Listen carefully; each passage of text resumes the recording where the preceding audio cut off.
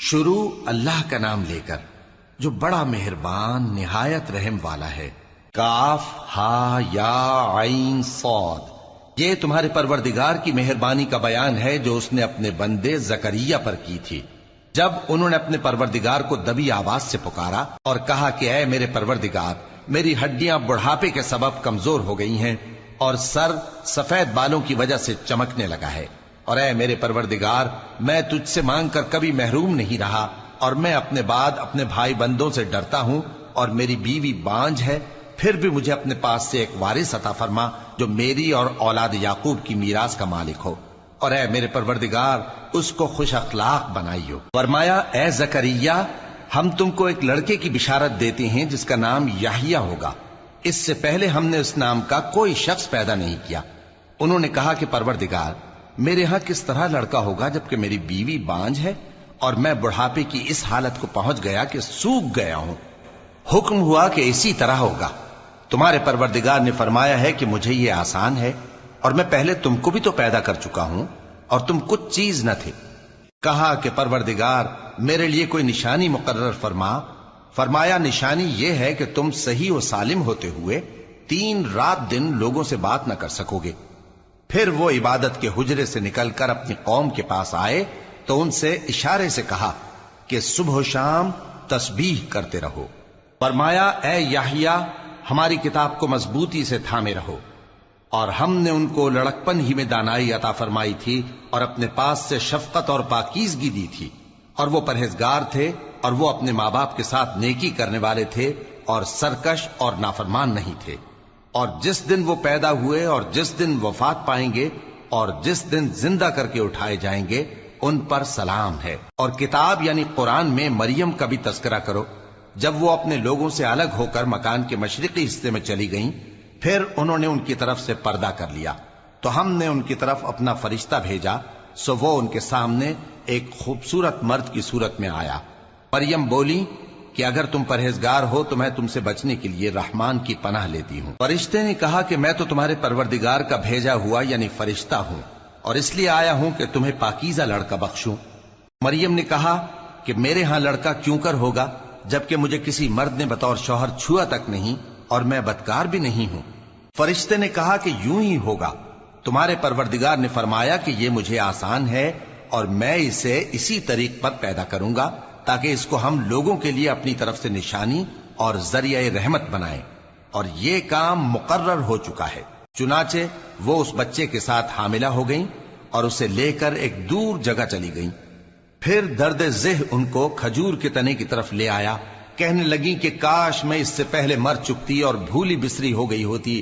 تب ان کے ٹیلے کے نیچے کی جانب سے فرشتے نے ان کو آواز دی کہ غمناک نہ ہو، تمہارے پروردگار نے تمہارے نیچے ایک چشمہ پیدا کر دیا ہے، اور کھجور کے تنے کو پکڑ کر اپنی طرف ہلاؤ، وہ تم پر تازہ عمدہ کھجوریں گرائے گا، تو کھاؤ اور پیو اور آنکھیں ٹھنڈی کرو۔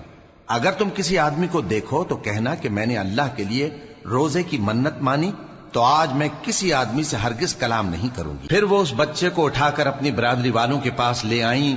وہ کہنے لگے کہ مریم یہ تو نے برا کام کیا۔ اے ہارون کی بہن، نہ تو تیرا باپ ہی برا آدمی تھا اور نہ تیری ماں ہی بدکار تھی۔ تو مریم نے اس بچے کی طرف اشارہ کیا۔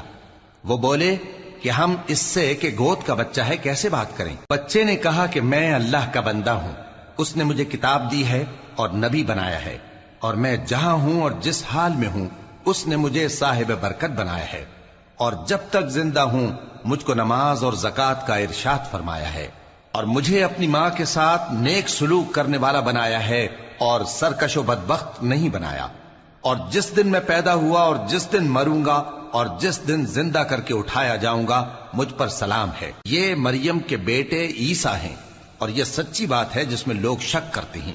اللہ کو شایع نہیں کہ کسی کو بیٹا بنائے، وہ پاک ہے، جب کسی چیز کا ارادہ کرتا ہے تو اس کو یہی کہتا ہے کہ ہو جا تو وہ ہو جاتی ہے، اور بے شک اللہ ہی میرا اور تمہارا پروردگار ہے، تو اسی کی عبادت کرو، یہی سیدھا رستہ ہے۔ پھر اہل کتاب کے فرقوں نے باہم اختلاف کیا، سو جو لوگ کافر ہوئے ہیں ان کو بڑے دن یعنی قیامت کے روز حاضر ہونے سے خرابی ہے۔ وہ جس دن ہمارے سامنے آئیں گے کیسے سننے والے اور کیسے دیکھنے والے ہوں گے، مگر ظالم آج کھلی گمراہی میں ہیں، اور ان کو حسرت و افسوس کے دن سے ڈرا دو جب بات فیصل کر دی جائے گی اور وہ غفلت میں پڑے ہوئے ہیں اور ایمان نہیں لاتے۔ ہم ہی زمین کے اور جو لوگ اس پر بستے ہیں ان کے وارث ہوں گے، اور ہماری ہی طرف ان کو لوٹنا ہوگا۔ اور کتاب میں ابراہیم کا ذکر کرو، بے شک وہ نہایت سچے تھے، پیغمبر تھے۔ جب انہوں نے اپنے باپ سے کہا کہ ابا، آپ ایسی چیزوں کو کیوں پوچھتے ہیں جو نہ سنیں اور نہ دیکھیں اور نہ آپ کے کچھ کام آ سکیں؟ ابا، مجھے ایسا علم ملا ہے جو آپ کو نہیں ملا، تو میرے ساتھ ہو جائیے، میں آپ کو سیدھی راہ پر لے چلوں گا۔ ابا، شیطان کی پوجا نہ کیجیے، بے شک شیطان اللہ کا نافرمان ہے۔ ابا، مجھے ڈر لگتا ہے کہ آپ کو اللہ کا عذاب آ پکڑے تو آپ شیطان کے ساتھی ہو جائیں۔ اس نے کہا کہ ابراہیم، کیا تو میرے معبودوں کے خلاف ہے؟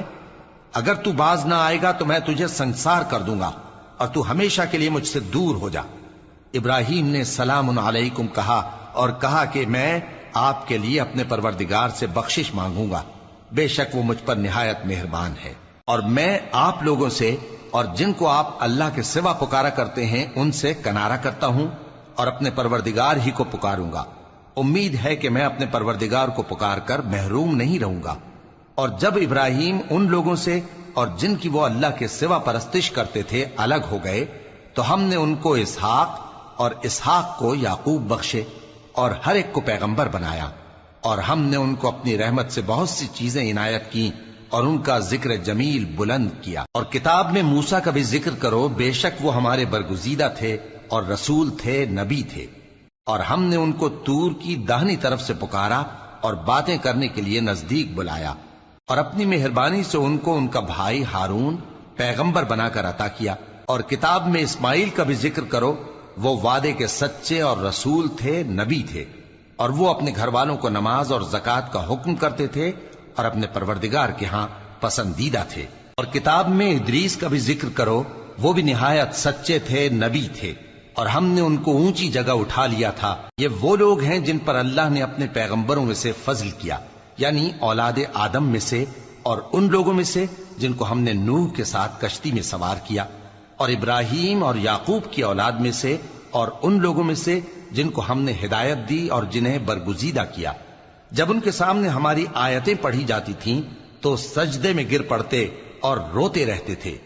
پھر ان کے بعد چند ناخلف ان کے جانشین ہوئے جنہوں نے نماز کو ضائع کر دیا اور خواہشات نفسانی کے پیچھے لگ گئے، سو ان قریب ان کو گمراہی کی سزا ملے گی۔ ہاں، جس نے توبہ کی اور ایمان لایا اور عمل نیک کیے تو ایسے لوگ بہشت میں داخل ہوں گے اور ان کا ذرا نقصان نہ کیا جائے گا، یعنی ہمیشہ کی بہشتوں میں جس کا اللہ نے اپنے بندوں سے وعدہ کیا ہے کہ جو ان کی آنکھوں سے پوشیدہ ہے۔ بے شک اس کا وعدہ نیکوکاروں کے سامنے آنے والا ہے، وہ اس میں سلام کے سوا کوئی بیہودہ کلام نہ سنیں گے اور ان کو صبح و شام کھانا ملے گا۔ یہی وہ جنت ہے جس کا ہم اپنے بندوں میں سے ایسے شخص کو مالک بنائیں گے جو پرہیزگار ہوگا۔ اور فرشتوں نے پیغمبر کو جواب دیا کہ ہم تمہارے پروردگار کے حکم کے سوا اتر نہیں سکتے، جو کچھ ہمارے آگے ہے اور جو پیچھے ہے اور جو اس کے درمیان ہے سب اسی کا ہے، اور تمہارا پروردگار بھولنے والا نہیں، یعنی آسمان اور زمین کا اور جو ان دونوں کے درمیان ہے سب کا پروردگار، تو اسی کی عبادت کرو اور اس کی عبادت پر ثابت قدم رہو۔ بھلا تم کوئی اس کا ہم نام جانتے ہو؟ اور کافر انسان کہتا ہے کہ جب میں مر جاؤں گا تو کیا زندہ کر کے نکالا جاؤں گا؟ کیا ایسا انسان یاد نہیں کرتا کہ ہم نے اس کو پہلے بھی تو پیدا کیا تھا جبکہ وہ کچھ بھی چیز نہ تھا؟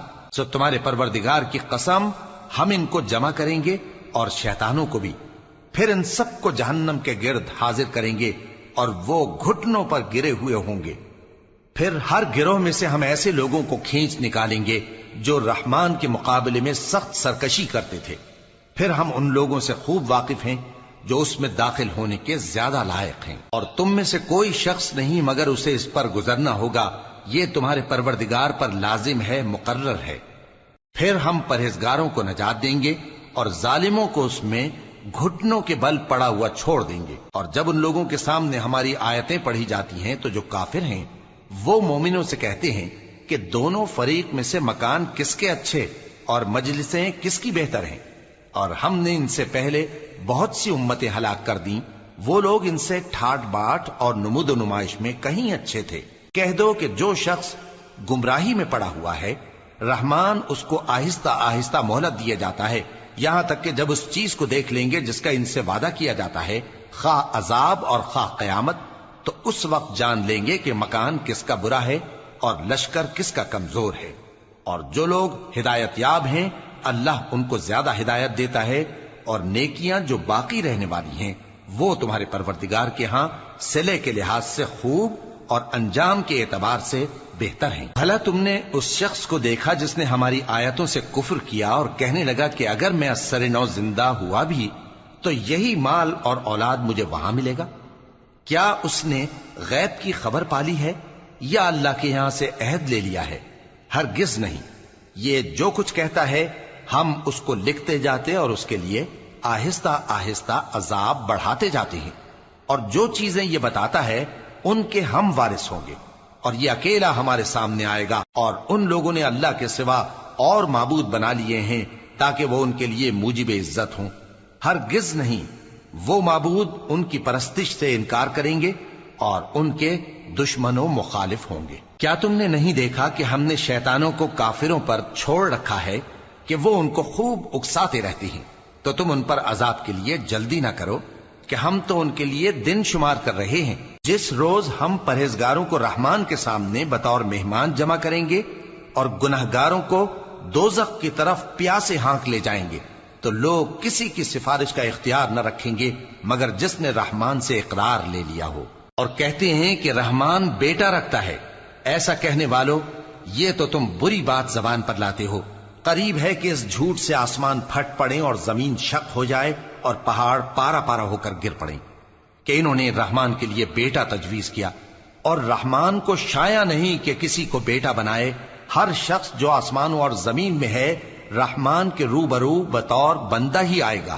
اس نے ان سب کو اپنے علم سے گھیر رکھا اور ایک ایک کو شمار کر رکھا ہے، اور یہ سب قیامت کے دن اس کے سامنے اکیلے اکیلے حاضر ہوں گے۔ اور جو لوگ ایمان لائے اور عمل نیک کیے، رحمان ان کی محبت مخلوقات کے دل میں پیدا کر دے گا۔ اے پیغمبر صلی اللہ علیہ وآلہ وسلم، ہم نے یہ قرآن تمہاری زبان میں آسان بنا کر نازل کیا ہے تاکہ تم اس سے پرہیزگاروں کو خوشخبری پہنچا دو اور جھگڑالوؤں کو ڈر سنا دو، اور ہم نے ان سے پہلے بہت سے گروہوں کو ہلاک کر دیا ہے۔ بھلا تم ان میں سے کسی کو دیکھتے ہو یا کہیں ان کی بھنک سنتے